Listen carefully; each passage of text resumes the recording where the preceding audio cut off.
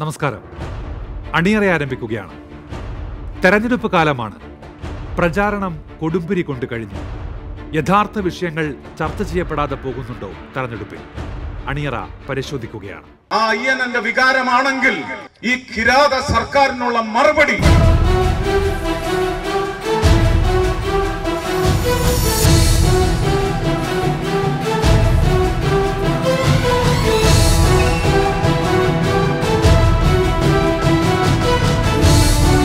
ഇസ്ലാമാകണമെങ്കിൽ ചില അടയാളമൊക്കെ ഉണ്ടല്ലോ. ഡ്രസ്സൊക്കെ മാറ്റി നോക്കിയല്ലേ അറിയാൻ പറ്റൂ.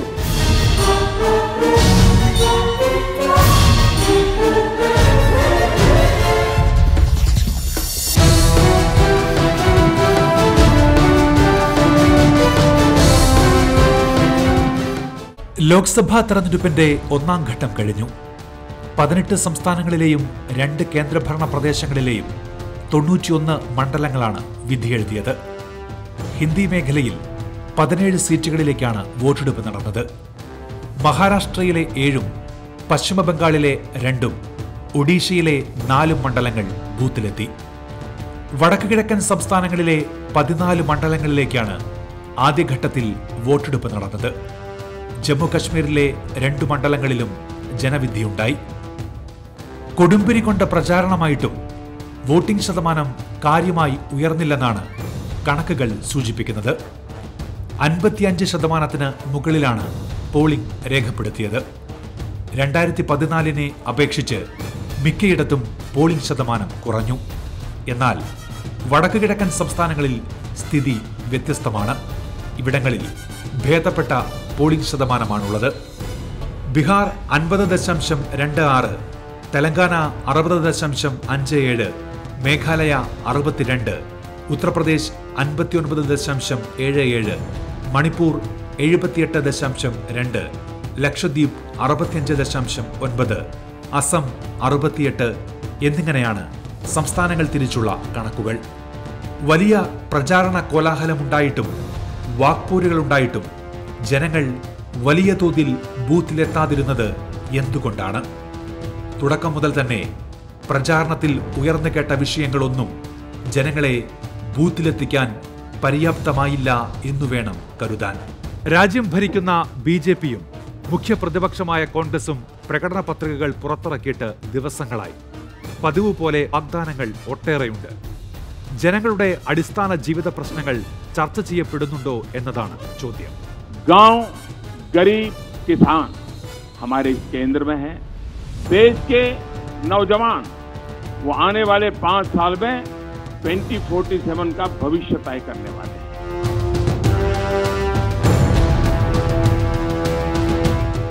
ഇന്ത്യയെ മൂന്നാമത്തെ സാമ്പത്തിക ശക്തിയാക്കുമെന്നാണ് BJP പ്രകടന പത്രികയായ സങ്കൽപ് പത്രികയിലെ വാഗ്ദാനം. 75ാം സ്വാതന്ത്ര്യദിനം ആഘോഷിക്കാൻ 75 പദ്ധതികൾ. ഏകീകൃത സിവിൽ കോഡും പൗരത്വ ബില്ലും നടപ്പിലാക്കുമെന്ന് പ്രകടന പത്രികയിൽ വാഗ്ദാനമുണ്ട്. 6 കോടി ജനങ്ങളുമായി സംസാരിച്ച് തയ്യാറാക്കിയതാണത്രേ BJPയുടെ പ്രകടന പത്രിക.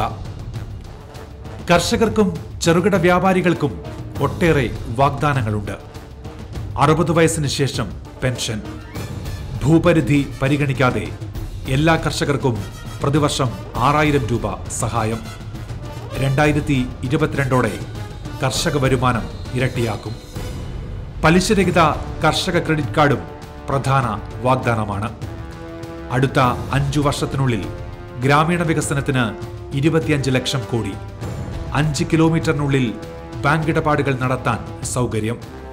ദാരിദ്ര്യരേഖയ്ക്ക് താഴെയുള്ളവരുടെ എണ്ണം ഒറ്റ സംഖ്യയിലേക്ക് കുറയ്ക്കൽ. 200 പുതിയ കേന്ദ്രീയ നവോദയ വിദ്യാലയങ്ങൾ. പൊതുസേവനങ്ങൾ അവകാശമാക്കും. എല്ലാ ജില്ലകൾക്കും മെഡിക്കൽ കോളേജ്. ഇങ്ങനെ പോകുന്നു BJP പ്രകടന പത്രികയിലെ വാഗ്ദാനങ്ങൾ. പതിവ് പോലെ രാമക്ഷേത്ര നിർമ്മാണത്തിന് വഴിയൊരുക്കുമെന്നും BJPയുടെ പ്രകടന പത്രിക പറയുന്നു. ഭരണഘടനാ പരിധിക്കുള്ളിൽ നിന്ന് ക്ഷേത്ര നിർമ്മാണം എന്നാണ് വാഗ്ദാനം. അതിനൊപ്പം തന്നെ ശബരിമലയിൽ വിശ്വാസം സംരക്ഷിക്കുമെന്ന പ്രഖ്യാപനം കൂടിയുണ്ട്.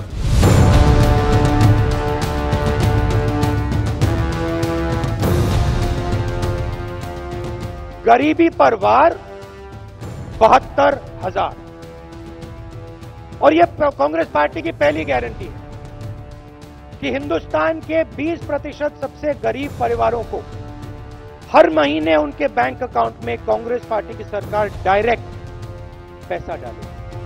മുൻ ധനമന്ത്രി പി ചിദംബരത്തിന്റെ നേതൃത്വത്തിലാണ് കോൺഗ്രസിന്റെ പ്രകടന പത്രിക തയ്യാറാക്കിയത്.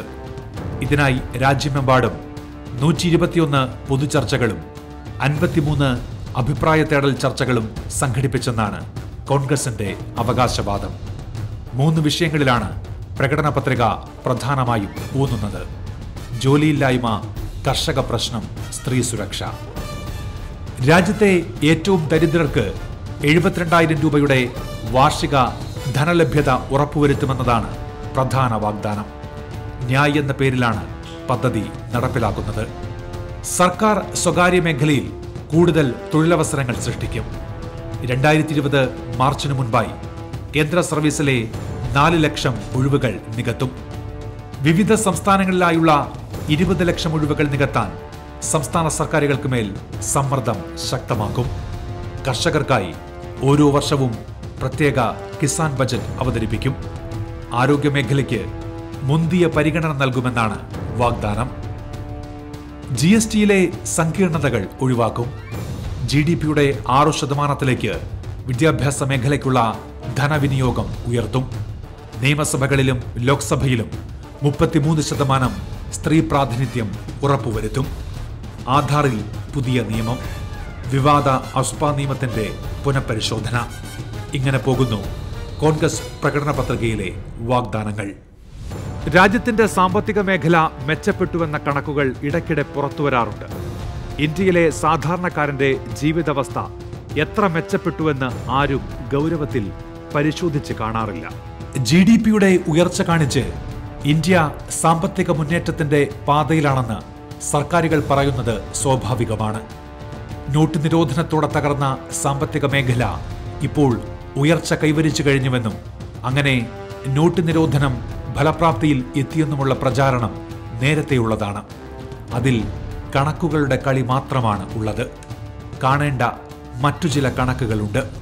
ഇന്ത്യയിൽ സാമ്പത്തിക അസമത്വം വർദ്ധിക്കുന്നു എന്നാണ് ഓക്സ്ഫാം അവേഴ്സ് എന്ന രാജ്യാന്തര സംഘടനയുടെ പഠന റിപ്പോർട്ടിൽ പറയുന്നത്.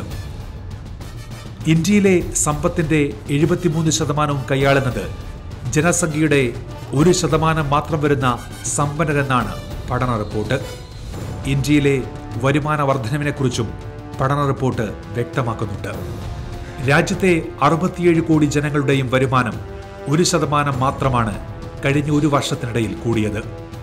20.9 ലക്ഷം കോടി രൂപയാണ് ഇന്ത്യയിലെ സമ്പന്ന വിഭാഗത്തിന്റെ പക്കലുള്ള പണം. ഇത് കേന്ദ്ര ബജറ്റിന് തത്തുല്യമായ തുകയാണ്. രാജ്യത്തെ കോടിപതികളുടെ പട്ടികയിലും ക്രമാതീത വളർച്ചയുണ്ടായി. ഒറ്റ വർഷം 17 ശതകോടീശ്വരന്മാരാണ് രാജ്യത്തുണ്ടായത്. ഇതോടെ രാജ്യത്താകെയുള്ള ശതകോടീശ്വരന്മാരുടെ എണ്ണം 100 കടന്നു. 2010 മുതൽ പ്രതിവർഷം 13% വളർച്ചയാണ് കോടിപതികളുടെ കാര്യത്തിൽ ഉണ്ടാകുന്നത്. സാധാരണക്കാരന്റെ ജീവിത നിലവാരം അത്ര കണ്ട് മെച്ചപ്പെടുന്നതേയില്ല. ഇക്കാര്യത്തിൽ പ്രകടന പത്രികകൾ മൗനം പാലിക്കുന്നതാണ് സമകാലിക അനുഭവം. അങ്ങനെ ആരോഗ്യത്തിൻ്റെയും വിദ്യാഭ്യാസത്തിൻ്റെയും ഭക്ഷണത്തിൻ്റെയും തൊഴിലിൻ്റെയും ജീവിതത്തിൻ്റെയും എല്ലാം പ്രശ്നങ്ങളാണ് വാസ്തവത്തിൽ തിരഞ്ഞെടുപ്പിലെ മൗലിക പ്രശ്നമായി ചർച്ചയ്ക്ക് വരേണ്ടത്. എന്നാൽ ബോധപൂർവം ഇവിടുത്തെ വലതുപക്ഷ പാർട്ടികൾ, അതിൽ BJPയും കോൺഗ്രസും കുറ്റക്കാരാണ്. ഈ രണ്ട് കൂട്ടരും യഥാർത്ഥ ജീവിത പ്രശ്നങ്ങളെ, മനുഷ്യൻ്റെ വേദനയെ, അവൻ്റെ ന്യായമായ സങ്കല്പങ്ങളെ, പ്രതീക്ഷകളെ എല്ലാത്തിനെയും മാറ്റിവെച്ചുകൊണ്ട് അവരിതിനെ മറ്റെന്തോ ആക്കി മാറ്റാൻ ശ്രമിക്കുന്നുണ്ട്. പതിവ് പോലെ രാജ്യസ്നേഹവും മതരാഷ്ട്രീയവും ഉയർത്തിയാണ് BJPയുടെ പ്രചാരണം മുന്നോട്ടു പോകുന്നത്. സൈന്യത്തെ പരാമർശിച്ചാണ് പ്രധാനമന്ത്രിയുടെ തന്നെ വോട്ടുപിടുത്തം. 2014 തെരഞ്ഞെടുപ്പിൽ വികസന നായകനായിട്ടാണ് പ്രധാനമന്ത്രി നരേന്ദ്രമോദി അവതരിപ്പിക്കപ്പെട്ടത്. അദ്ദേഹത്തിന്റെ പ്രസംഗങ്ങളിൽ കൂടുതൽ ഇടം പിടിച്ചതും വികസന സങ്കല്പമായിരുന്നു. വികസനത്തിലെ ഗുജറാത്ത് മാതൃക എന്ന പൊള്ളത്തരം നിറഞ്ഞ സങ്കല്പം അന്ന് വ്യാപക ചർച്ചയായി. 2019 എത്തുമ്പോൾ പ്രധാനമന്ത്രിയുടെ പ്രസംഗത്തിലെ ഊന്നൽ ദേശസുരക്ഷയുമായി ബന്ധപ്പെട്ട ഹിന്ദുത്വ നിലപാടുകൾക്കാണ്. ഈ സർക്കാരിന്റെ കാലത്തുണ്ടായ നോട്ട് നിരോധനമോ GSTയോ ഒന്നും പ്രചാരണത്തിൽ മേൽക്കൈ നേടുന്നതേയില്ല. രാഹുൽ ഗാന്ധി വയനാട്ടിൽ നാമനിർദ്ദേശ പത്രിക നൽകിയ ദിവസം മഹാരാഷ്ട്രയിൽ നടന്ന പൊതുയോഗത്തിൽ നരേന്ദ്രമോദി പ്രത്യക്ഷത്തിൽ തന്നെ മതപരാമർശങ്ങൾ നടത്തി. ഹിന്ദുക്കളെ ഉപേക്ഷിച്ച് മത ന്യൂനപക്ഷമുള്ള സ്ഥലത്തേക്ക് രാഹുൽ ഒളിച്ചോടിയെന്നായിരുന്നു പരാമർശം. പലയിടത്തും നരേന്ദ്രമോദി അത് ആവർത്തിച്ചു. साथियों, ये जो नई सीट नामदार ने खोजी है, वहां पर कांग्रेस की क्या स्थिति है, ये उन तस्वीरों से पता चलता है. सोशल मीडिया में खूब चल रहा है. जब नामदार वहां की सड़कों पर निकले थे, आपने वो तस्वीरें देखी है क्या? सोशल मीडिया में देखा है ना? कांग्रेस का झंडा किस कोने में है ढूंढना पड़ता था. कांग्रेस के राष्ट्रीय अध्यक्ष का जुलूस और कांग्रेस का झंडा खोजना पड़ता था. ये हाल है कांग्रेस का. മഹാരാഷ്ട്രയിൽ തന്നെ നടന്ന മറ്റൊരു യോഗത്തിൽ പ്രധാനമന്ത്രി പ്രസംഗിച്ചത് യുവാക്കളുടെ ആദ്യ വോട്ട് സൈന്യത്തിന് നൽകണമെന്നായിരുന്നു. ഇത് തെരഞ്ഞെടുപ്പ് ചട്ടലംഘനമാണെന്ന് ഒസ്മാനാബാദ് തെരഞ്ഞെടുപ്പ് ഓഫീസർ റിപ്പോർട്ട് നൽകുകയും ചെയ്തു. തെരഞ്ഞെടുപ്പ് നിയമങ്ങളും ഇലക്ഷൻ കമ്മീഷനും സുപ്രീം കോടതിയും എല്ലാം എത്രയോ വട്ടം പറഞ്ഞ കാര്യമാണിത്. മതത്തെ, വിശ്വാസങ്ങളെ, ദൈവത്തെ എല്ലാം അടിസ്ഥാനമാക്കി ഒരു രാഷ്ട്രീയ പാർട്ടിയും വോട്ട് പിടിച്ചുകൂടാ എന്നുള്ളത് കൃത്യമായ നിബന്ധനയാണ്. ആ നിബന്ധനയെ ലംഘിക്കുകയാണിപ്പോൾ. ആ നിബന്ധനയെ കാറ്റിൽ പറത്താൻ പ്രധാനമന്ത്രിയും ഭരണകക്ഷി പ്രമുഖന്മാരും മുഖ്യ പ്രതിപക്ഷമായ കോൺഗ്രസിലെ വക്താക്കളും എല്ലാം മത്സരിക്കുന്ന കാഴ്ച ഒരു കാര്യം വിളിച്ചു പറയുന്നുണ്ട്: അവർക്ക് നിയമങ്ങൾ ബാധകമല്ല. പ്രചാരണ യോഗങ്ങളിലെ പരാമർശങ്ങളിൽ തെരഞ്ഞെടുപ്പ് കമ്മീഷന് തുടർച്ചയായി ഇടപെടേണ്ട സാഹചര്യമുണ്ടായിരിക്കുന്നു. പ്രധാനമന്ത്രി നരേന്ദ്രമോദി മുതൽ UP മുഖ്യമന്ത്രി ആദിത്യനാഥ് വരെ പെരുമാറ്റച്ചട്ടലംഘനം നടത്തുകയാണ്. പുൽവാമ ഭീകരാക്രമണത്തിന് ശേഷമാണ് ദേശസുരക്ഷ ഒരു രാഷ്ട്രീയ വിഷയമാക്കി മാറ്റാനുള്ള BJP നീക്കം തുടങ്ങിയത്. കർണാടകയിലെ BJP നേതാവ് BS യെദ്യൂരപ്പയാണ് ഇതിന് തുടക്കമിട്ടത്. പിന്നീട് പലപ്പോഴായി പല നേതാക്കൾ പല രീതിയിൽ ഇത്തരം പ്രചാരണങ്ങൾ തുടർന്നു. സൈന്യത്തെ തെരഞ്ഞെടുപ്പ് പ്രചാരണത്തിനായി ഉപയോഗിക്കുന്നത് വിലക്കിക്കൊണ്ടുള്ള നിർദ്ദേശം പോലും BJP നേതാക്കൾ വകവയ്ക്കുന്നില്ല. ഗാസിയാബാദിൽ നടന്ന പൊതുസമ്മേളനത്തിൽ സൈന്യത്തെ മോദിയുടെ സേന എന്നാണ് ഉത്തർപ്രദേശ് മുഖ്യമന്ത്രി ആദിത്യനാഥ് വിളിച്ചത്. കമ്മീഷന്റെ വിലക്കുകൾ കാറ്റിൽ പറത്തുന്നത് ഭരണഘടനാ പദവികളിൽ ഇരിക്കുന്നവർ തന്നെയാണെന്നത് ഓർക്കണം. ആ അയ്യനന്റെ വികാരമാണെങ്കിൽ ഈ കിരാത സർക്കാരിനുള്ള മറുപടി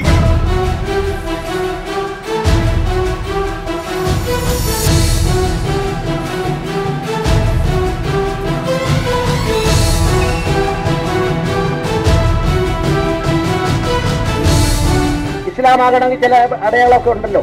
ഡ്രസ്സൊക്കെ മാറ്റി നോക്കിയല്ലേ അറിയാൻ പറ്റൂ.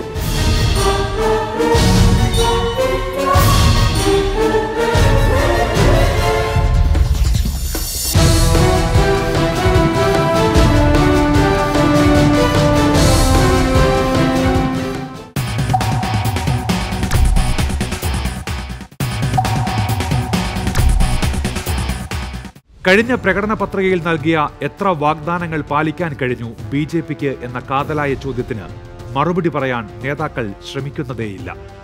ഫലപ്രദമായ ചോദ്യങ്ങൾ ചോദിക്കുന്നതിൽ പ്രതിപക്ഷവും പരാജയപ്പെടുകയാണ്. 2014 നൽകിയ ഒട്ടേറെ വാഗ്ദാനങ്ങൾ പാലിക്കാൻ കഴിയാതെയാണ് 2019 BJP വോട്ട് തേടുന്നത്. അതുകൊണ്ട് തന്നെ പ്രചാരണത്തിൽ അത്തരം വിഷയങ്ങൾ ഉയർന്നുവരാതിരിക്കാൻ അവർ ശ്രമിക്കുന്നുണ്ട്. വർഷം കോടി തൊഴിലവസരങ്ങൾ എന്നത് വാഗ്ദാനം മാത്രമായി തുടരുകയാണ്. 2017 മുതലുള്ള പ്രധാനമന്ത്രിയുടെ പ്രസംഗങ്ങൾ പരിശോധിച്ചാൽ അതിൽ തൊഴിൽ പരാമർശിക്കപ്പെട്ടത് വിരലിലെണ്ണാവുന്നവയിൽ മാത്രം. എത്ര തൊഴിലവസരങ്ങൾ സൃഷ്ടിക്കാൻ കഴിഞ്ഞു എന്ന ചോദ്യത്തിന് മറുപടിയില്ല BJP നേതാക്കൾക്കും പ്രധാനമന്ത്രിക്കും. പെട്രോളിന്റെ വിലനിർണ്ണയാവകാശം സർക്കാരിൽ നിക്ഷിപ്തമാക്കുമെന്നത് 2014 BJPയുടെ തെരഞ്ഞെടുപ്പ് വാഗ്ദാനമായിരുന്നു. കഴിഞ്ഞില്ലെന്ന് മാത്രമല്ല, ഡീസലിന്റെ വിലനിർണ്ണയാധികാരവും എണ്ണ കമ്പനികൾക്ക് കൈമാറി. നോട്ട് നിരോധനം മൂലമുള്ള പ്രശ്നങ്ങൾ പരിഹരിക്കാൻ 50 ദിവസം മാത്രം നൽകുമെന്ന് 2016 പറഞ്ഞതാണ്. പക്ഷേ ജനങ്ങളുടെ ദുരിതം വർഷം 2 കഴിഞ്ഞിട്ടും പൂർണ്ണമായി നീങ്ങിയിട്ടില്ല. ഉത്തർപ്രദേശ് നിയമസഭാ തെരഞ്ഞെടുപ്പിന് ശേഷം നോട്ട് നിരോധനം പൊതുവേദിയിൽ ചർച്ചയാക്കിയിട്ടേയില്ല നരേന്ദ്രമോദിയും BJPയും. പശു സംരക്ഷണമാണ് BJPയുടെയും പ്രധാനമന്ത്രിയുടെയും ഇപ്പോഴത്തെ മറ്റൊരു പ്രചാരണ വിഷയം. പശു സംരക്ഷകരുടെ അതിക്രമങ്ങൾ വർദ്ധിച്ചപ്പോഴൊന്നും പ്രധാനമന്ത്രി പ്രതികരിച്ചിരുന്നില്ല. മുഹമ്മദ് അഖ്ലാഖിന്റെ കൊലപാതകം നടന്നപ്പോഴും ഏറെ വൈകിയാണ് വിഷയത്തിൽ ഒരു ചെറു പ്രതികരണത്തിന് പ്രധാനമന്ത്രി മുതിർന്നത്. എന്നാൽ തെരഞ്ഞെടുപ്പ് കാലമായതോടെ പശു സംരക്ഷണ പരാമർശങ്ങൾ വർദ്ധിച്ചതായി കാണാം. ഏറ്റവും ഒടുവിൽ ദക്ഷിണേന്ത്യയിലെ പൊതുയോഗങ്ങളിൽ പ്രധാനമന്ത്രി ഉയർത്തിക്കൊണ്ടുവരുന്നത് ശബരിമല വിഷയമാണ്. കേരളത്തിൽ അയ്യപ്പ ഭഗവാന്റെ പേരു പറയാൻ കഴിയാത്ത അവസ്ഥയാണെന്ന് പ്രധാനമന്ത്രി മംഗളൂരുവിലും ബംഗളൂരുവിലും തേനിയിലും പ്രസംഗിക്കുന്ന സ്ഥിതിയുണ്ടായി. क्या भगवान अयप्पा का नाम बोल सकते हैं कि नहीं बोल सकते हैं? क्या सबरीमाला के प्रति श्रद्धा रख सकते हैं कि नहीं रख सकते हैं? ശബരിമലയിൽ ഓർഡിനൻസ് ഇറക്കാതിരുന്ന കേന്ദ്ര സർക്കാരും പ്രധാനമന്ത്രിയും പ്രചാരണത്തിൽ അയ്യപ്പനെ ഉപയോഗപ്പെടുത്തുമ്പോൾ അവരുടെ രാഷ്ട്രീയം വ്യക്തമാണ്. വോട്ടു മാത്രമാണ് ലക്ഷ്യമെന്നും.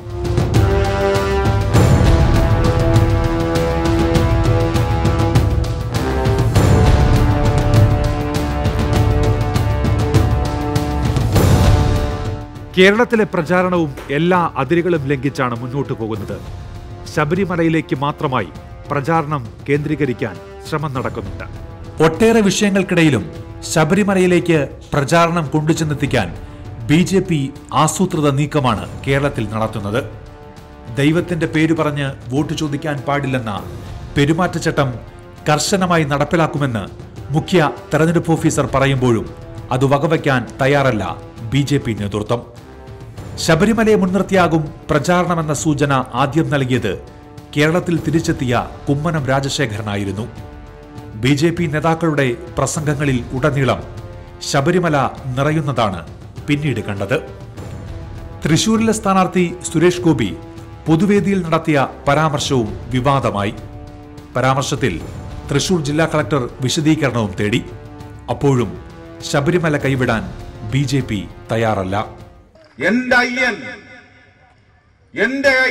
നമ്മുടെ അയ്യൻ, ആ അയ്യൻ എന്റെ വികാരമാണെങ്കിൽ ഈ കിരാത സർക്കാരിനുള്ള മറുപടി ഈ തെരഞ്ഞെടുപ്പിലൂടെ കേരളത്തിലല്ല ഭാരതത്തിൽ മുഴുവൻ അയ്യന്റെ ഭക്തർ മുഴുവൻ അത് അലയടിപ്പിച്ചിരിക്കും.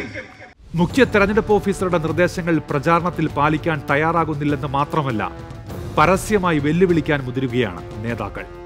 മാതൃകാ പെരുമാറ്റച്ചട്ടം ലംഘിക്കുന്നവർക്കെതിരെ നടപടിയെടുക്കുക എന്നത് തെരഞ്ഞെടുപ്പ് ഓഫീസറുടെ ഉത്തരവാദിത്തമാണ്. അത് നിറവേറ്റാൻ ശ്രമിക്കുമ്പോൾ രാഷ്ട്രീയ ലാക്കോടെ അതിനെ സമീപിക്കുകയാണ് BJP നേതാക്കൾ ചെയ്യുന്നത്.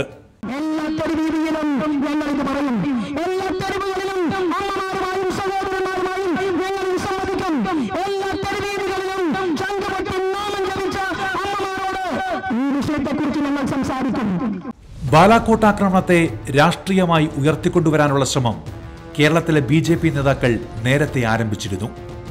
BJP സംസ്ഥാന പ്രസിഡന്റ് PS ശ്രീധരൻപിള്ള നടത്തിയ ഒരു പരാമർശം അതിരുവിടുകയും ചെയ്തു. ഏത് ജാതിക്കാരാ, ഏത് മതക്കാരാ, ഇസ്ലാമാകണമെങ്കിൽ ചില അടയാളമൊക്കെ ഉണ്ടല്ലോ, ഈ ഡ്രസ്സൊക്കെ മാറ്റി നോക്കിയല്ലേ അറിയാൻ പറ്റുള്ളൂ. അപ്പൊ അങ്ങനെയൊക്കെ ചെയ്തിട്ട് തിരിച്ചു വരണമെന്നാ പറയുന്നത്. എന്തിനേയും വർഗീയമായി കാണുന്ന രാഷ്ട്രീയ മുതലെടുപ്പിന് ശ്രമിക്കുന്നവരെ തിരിച്ചറിയേണ്ടതുണ്ട്. എന്നാൽ അങ്ങനെയുള്ളവർക്ക് മറുപടി നൽകാൻ കേരളത്തിൽ ഇടതുപക്ഷവും കോൺഗ്രസും എത്ര കണ്ട് ശ്രമിക്കുന്നുണ്ട് എന്ന ചോദ്യവും ഉയരുന്നുണ്ട്. കേന്ദ്ര സംസ്ഥാന സർക്കാരുകളുടെ ഭരണ നേട്ടങ്ങൾ തെരഞ്ഞെടുപ്പിൽ ചർച്ചയാകേണ്ടതാണ്. അത്തരം ചർച്ചകൾക്ക് ആരും തുടക്കമിടുന്നില്ല. ഭരണപക്ഷമോ പ്രതിപക്ഷമോ അതിന് മുതിരുന്നില്ലെന്നത് ജനാധിപത്യത്തിന്റെ പരാജയമാണ്.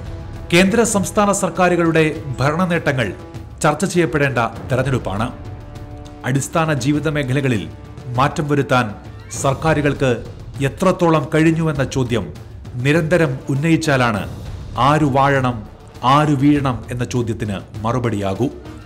നിർഭാഗ്യവശാൽ വോട്ടെടുപ്പിന് ദിവസങ്ങൾ മാത്രം ശേഷിക്കുമ്പോഴും കേരളത്തിലെ പ്രചാരണം ആ നിലയ്ക്ക് മാറിയിട്ടില്ല. അപലപിക്കപ്പെടേണ്ടതാണെങ്കിലും എ വിജയരാഘവന്റെ അധിക്ഷേപ പരാമർശത്തിലും ശബരിമലയിലുമൊക്കെ മാത്രം തട്ടിത്തടഞ്ഞ് വീണുകിടക്കുകയാണ് കേരളത്തിലെ തെരഞ്ഞെടുപ്പ് പ്രചാരണം.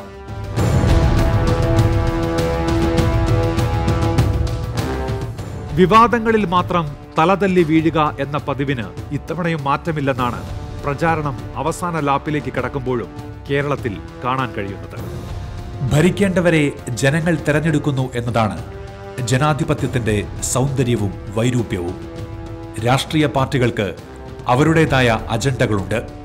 പ്രചാരണത്തെ ആ വഴിയെ നയിക്കാനാകും അവർ ശ്രമിക്കുക. എതിരാളികളും അതിൽ വീണുപോയെന്ന് വരാം. അതിനിടയിൽ യഥാർത്ഥ പ്രശ്നങ്ങൾ ചർച്ച ചെയ്യപ്പെടാതെ പോയേക്കാം.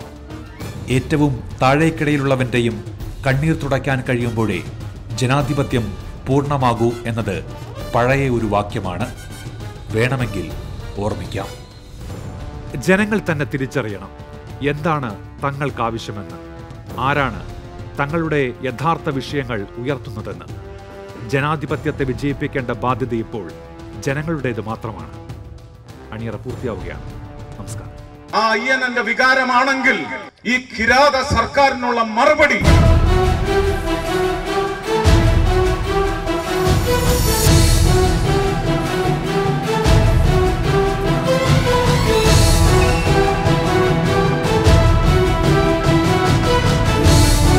ഇസ്ലാമാകണമെങ്കിൽ ചില അടയാളമൊക്കെ ഉണ്ടല്ലോ.